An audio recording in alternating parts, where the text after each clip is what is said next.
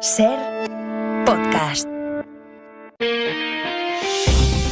Las 8 de Hoy por Hoy en Ser Podcast. Hola, muy buenos días. Es una operación económica, pero tiene implicaciones de todo tipo.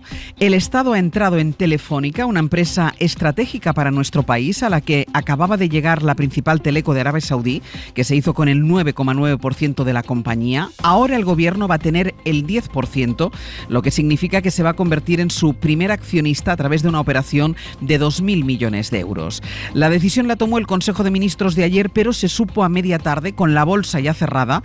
Así que una vez conocidas las primeras reacciones y a una hora de que vuelvan a abrir los mercados, es momento de preguntarnos por las claves que explican esta operación económica, que es sin duda una operación también política. Javier Ruiz, buenos días. ¿Qué tal? Muy buenos días, Ollas. A ver, el Estado vuelve a Telefónica casi 3 décadas después de la privatización de Aznar y Villalonga, y la pregunta es ¿por qué?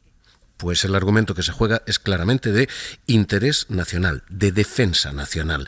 Se entra en Telefónica efectivamente 26 años después de que Aznar terminara su privatización, y se entra para evitar que fondos soberanos, gobiernos extranjeros, puedan quedarse con una compañía que participa en la seguridad y en la defensa de España.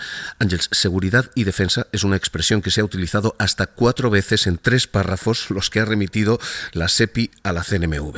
Lo había juzgado ya en esa clave Margarita Robles, la ministra de Defensa, y en esa misma clave insiste la ministra de Economía. Es sin duda la empresa más estratégica de nuestro país, no solo por su presencia en el ámbito de las infraestructuras de telecomunicaciones, sino también por su peso en el ámbito de la seguridad y la defensa. Así que operación de seguridad y de defensa, puramente defensiva. ¿Cómo se hace? Como estabas comentando, con un desembolso de hasta 2.000 millones de euros que pueden convertir al Estado español en el primer accionista de la compañía, en un movimiento que desde luego demuestra un nuevo canon entre los mercados. Frente a las privatizaciones desde los años 80, todos los gobiernos extranjeros, todos están blindando la bandera nacional de sus compañías de telecomunicaciones. Lo ha hecho Alemania, tiene un 13,8% de Deutsche Telekom. Lo ha hecho Francia, tiene un 13,4% de Orange. Lo ha hecho Italia, que ha autorizado hasta el 20% del capital de Telecom Italia, y ahora lo hace España. Hay, desde luego, un nuevo canon económico ahí fuera. ¿Esto, Javier, se queda aquí o va a haber más movimientos en adelante? Va a haber más, hay más, de hecho, ya. Porque el movimiento para garantizar que Telefónica sigue siendo de bandera española viene acompañado por 2 empresas españolas más. Lo adelantaba la SER anoche, a las 9 de la noche. El 10% que tiene la SEPI se pretende sumar con el 6% que ahora tiene CaixaBank. CaixaBank tiene 2 instrumentos para tener esa posición: el banco y la Fundación La Caixa, una entidad que tiene vocación de aumentar esa posición, dicen fuentes de la operación. Así que 10 de SEPI, 6 de Caixa, 16, más 5% de BBVA, 21% del capital va a quedar en manos españolas. Y con esto, a partir de aquí, tenemos, primero, una posición de control dentro del Consejo de Administración en alianza con el actual equipo de Payete. Tienes un 21% del accionariado y el equipo directivo. Y 2, una situación de bloqueo ante cualquier entrada de capital extranjero, porque con un 21% de posición común se hace casi imposible un asalto hostil. Así que el movimiento de la SEPI es puramente defensivo, sí, pero no termina aquí. La alianza es de control y la alianza no es oportunista. Está pensada para quedarse aquí durante un tiempo, para dar estabilidad y para no dejar entrar a gobiernos extranjeros hasta el día de mañana. Lo seguimos contando en El Abierto, Javier, hasta ahora mismo. Hasta ahora. Sastre, buenos días. Buenos días, Barceló. Va a ser difícil que este asunto no aparezca en el cara a cara que van a tener Sánchez y Feijóo esta mañana en el Congreso. Hay sesión de control, pero antes a las 9 va a empezar un pleno en el que Sánchez explicará el balance de la presidencia española de la Unión Europea. De momento, el PP ha hecho saber a través de su vicesecretario Juan Bravo que discrepa de esta operación. El populismo se va contagiando y empieza a romperse lo que sería el mercado, ¿no? Como tal entendemos, con la intervención y la ocupación por parte del gobierno de estas posiciones. Creo que sin duda es una posición de intervención por parte del gobierno que el único fin que tiene es ocupar, en este caso, empezar por el sector privado, ¿no? Patxi López justificaba la decisión. Es que Telefónica es una empresa estratégica de nuestro país, en las telecomunicaciones, que es un sector fundamental para la vida en general. Y Gabriel Rufián pedía incluso ir más allá. Creo que la solución sería nacionalizar. Bueno, les vamos a contar enseguida lo que se espera de ese pleno de hoy, porque además hay mucha política esta mañana, pero lo que hay también son muchas novedades y muy relevantes en la crónica del mundo. Así que el mapa para entender el mundo empieza hoy por una noticia inédita en Estados Unidos. La justicia del estado de Colorado ha decretado que Donald Trump no puede presentarse en ese estado, en Colorado, a las próximas presidenciales. La sentencia se puede recurrir ante el Supremo y aplica solo allí, en ese estado, pero nunca había pasado que un tribunal considerase que un candidato no se pueda presentar. Lo que cree aquí la justicia Bayo es que Trump no es válido como candidato porque alentó la insurrección que culminó con el asalto al Capitolio. Sí, es la interpretación que hace la Corte Suprema de Colorado en base a la 14ª enmienda de la Constitución, una cláusula aprobada en 1868 que buscaba impedir la llegada de los confederados del sur al poder tras la Guerra de Secesión y que varios grupos de derechos civiles han resucitado para desafiar a Trump. El expresidente podrá recurrir el fallo ante el Supremo de Washington. Sobre ese más que probable recurso al Supremo le han preguntado a la responsable de supervisar las elecciones en el estado de Colorado.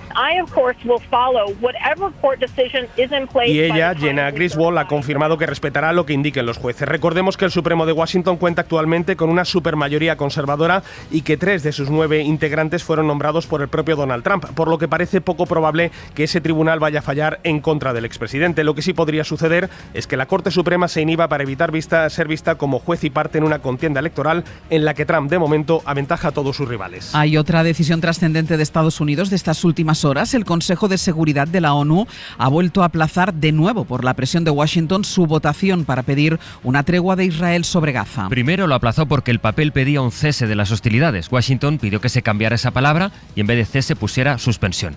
Bueno, en el texto nuevo ya ponía suspensión, pero a Estados Unidos le sigue pareciendo poco porque quieren que el documento recoja explícitamente por escrito el derecho a defenderse del Estado de Israel. Se prevé que vuelvan a votar esta noche, o por lo menos lo intenten. A todo esto, se espera que el líder de Hamás viaje hoy a Egipto para negociar un alto el fuego y un intercambio de prisioneros. El relato internacional de la mañana nos lleva también a Francia por la inesperada votación de anoche en la Asamblea Nacional. 186, la Asamblea Nacional ha adoptado. El gobierno de Emmanuel Macron ha aprobado la polémica ley de inmigración ahí en la Asamblea, pero lo ha hecho con los votos de la ultraderecha, que dijo que no apoyaría esta norma, pero finalmente sí lo acabó haciendo. Y eso ha provocado una crisis interna en el Ejecutivo. Ha dimitido el ministro de Sanidad y hoy Macron va a dirigir un mensaje a la nación. Y es que la realidad es que Macron había advertido de que no promulgaría la ley si salía como ha salido, o sea, con el apoyo de Marine Le Pen. Corresponsal en Francia, Vicens Batalla, buenos días. Buenos días. Tras una nueva jornada de suspense hasta casi la medianoche, los diputados franceses adoptaron la ley de inmigración, pero con la polémica de que se sumaron a ella los ultraderechistas de Marine Le Pen. El resultado fue de 249 votos a favor, 186 en contra y 38 abstenciones. Por ello, desde el inicio, el presidente Macron decidió que no promulgaría la ley si la mayoría se obtenía con la ultraderecha. Finalmente, esta no hubiera sido necesaria, pero al mismo tiempo una sesentena de diputados macronistas votaron en contra o se abstuvieron. Desde la tribuna, el ministro del Interior, Gérald Darmanin, enfatizó que no habría ley si esta tenía que ser gracias a Le Pen. Ici fièrement, ce texte sera voté sans les voix du Rassemblement National.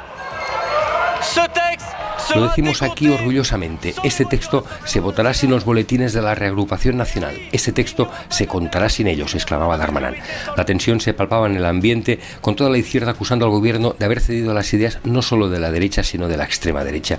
Simultáneamente, media decena de ministros del ala izquierda macronista se reunían amenazando con dimitir. Entre otras cosas, la ley endurece el reagrupamiento familiar y las ayudas sociales a los extranjeros no comunitarios, restablece el delito de estancia irregular en el territorio, suprime la nacionalidad automática a las personas nacidas en Francia de padres extranjeros o exige una fianza a los estudiantes que vengan al país. Así de agitada se presenta la crónica de este miércoles, y eso que todavía no hemos entrado en detalle del debate político español a la espera del cara a cara parlamentario entre Sánchez y Feijóo, de los que seguimos sin saber si se van a reunir. Vamos a eso en cuanto sepamos cuánto van a caer las temperaturas.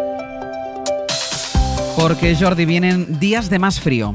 Sí, un descenso que se notará sobre todo en puntos de montaña, donde los últimos días las temperaturas han sido altas, también en el Mediterráneo. Y destacamos de ahora mismo, y aproximadamente durante una hora más, la posibilidad de lluvia engelante en Castilla y León, es decir, temperaturas de valores negativos justo al ras del suelo y lluvia. Esto hace que esta lluvia, cuando toca el asfalto, se congele. Así pues, mucha precaución en carreteras de Castilla y León. Chubascos también en el Cantábrico, La Rioja y Navarra, así como los Pirineos, nieve en una cota de unos 1.500 metros. En el resto del país alternarán sol y nubes, más sol a medida que avance la tarde, poca agua caerá y atención al viento, que en el Valle del Ebro y el Mediterráneo soplará con fuerza del norte. Fue anoche en una entrevista en Telecinco cuando, después de todo lo que hemos escuchado decir a Feijóo en los últimos meses, el líder del PP dijo esto sobre lo que el mismo PP había llamado anomalía democrática. Hay que ser demócrata y hay que aceptar que esto es un sistema parlamentario y el hecho de ganar las elecciones no significa automáticamente que seas presidente del gobierno.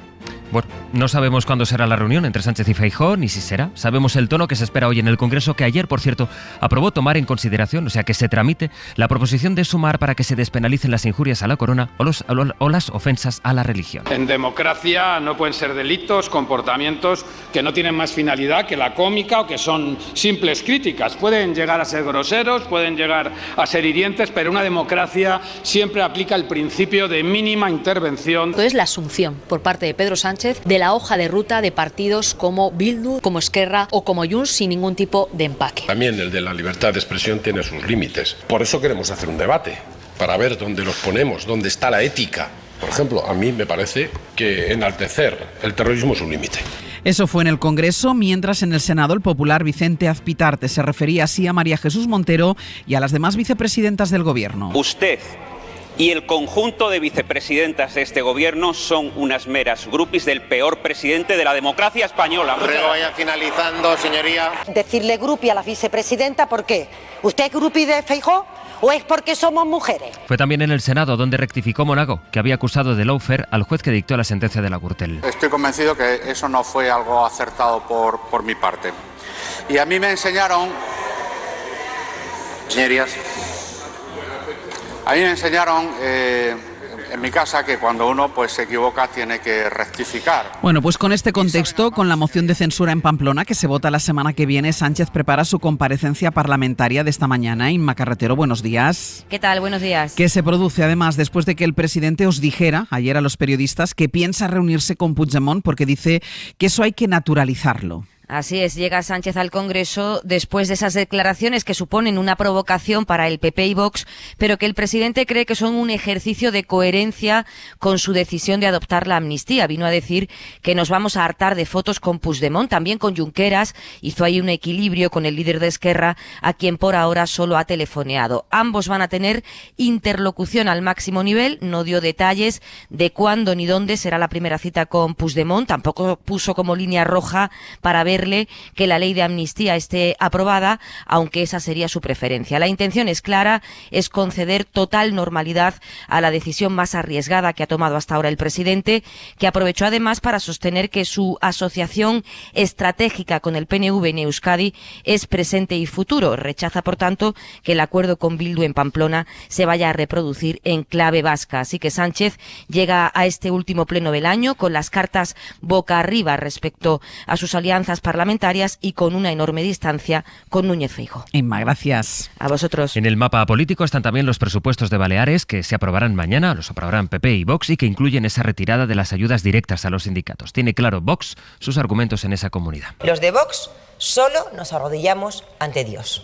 Ayer escuchamos las dificultades que tuvo Borja Semper en Televisión Española para explicar por qué aceptan retirar las ayudas directas. No está en nuestro programa electoral y entiendo que esto es asimétrico, que en algunas comunidades autónomas se funciona de una manera, la situación de los sindicatos y de la patronal es ayudas directas a sindicatos y patronal. Mariela Rubio, buenos días. ¿Qué tal? Muy buenos días. El PP, sostenido por Vox o gobernando directamente con Vox en varias comunidades, dice que su premisa es que en cada comunidad, cada gobierno tomará sus decisiones, aunque sean contradictorias unas con otras. Sí, desde Génova ayer se trasladaba el respeto absoluto por la decisión adoptada por el gobierno balear y afeaban al PSOE atreverse a criticar el acuerdo en los días previos, es textual, de entregar la alcaldía de Pamplona a Bildu. El portavoz parlamentario Miguel Tellado reivindicaba la libertad y la autonomía de cada territorio y hablaba de normalidad democrática. Desde el Partido Popular respetamos absolutamente los acuerdos alcanzados por el Partido Popular de Baleares con su socio de gobierno. Entra dentro de la absoluta normalidad democrática. El Partido Popular busca llegar a acuerdos para aprobar unos presupuestos que le den estabilidad al gobierno autonómico durante el año 2024. Nosotros gobernamos en coalición en distintas comunidades autónomas y en cada uno de esos territorios el Partido Popular tiene libertad y autonomía. No obstante, Ángels, ayer también desde Génova admitían, lo escuchábamos, que la medida no forma parte del programa electoral del PP a nivel nacional, ni lo hará, decían, en el futuro. Mariela, hasta luego. Hasta luego.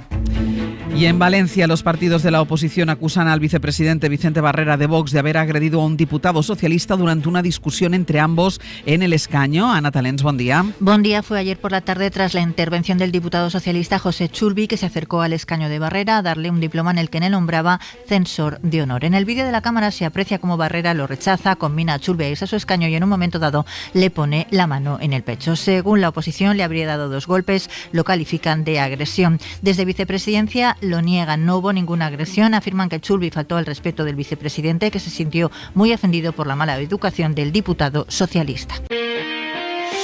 Hoy por hoy noticias. Ser podcast.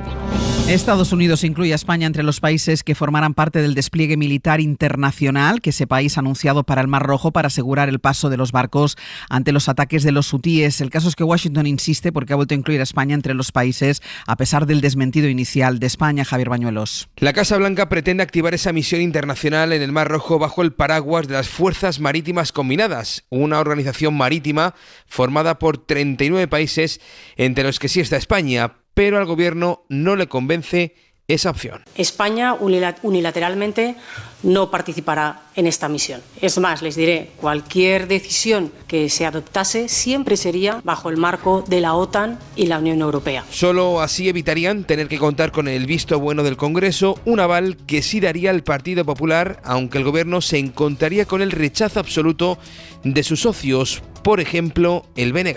El Bloque Nacionalista Galego lo que va a reclamar al presidente del gobierno es que se retire de esa coalición internacional. El Ministerio de Defensa es categórico, pero no aclaran por qué el nombre de España sigue figurando en ese listado de los países que, según el Departamento de Defensa estadounidense, forman parte de esa operación bautizada como Guardián de la Prosperidad. Y en 10 minutos el abierto. Con Ignasi Guardans, José María Lasalle e Ignacio Escolar. Para no perderte ningún episodio, síguenos en la aplicación o la web de la SER, Podium Podcast o tu plataforma de audio favorita.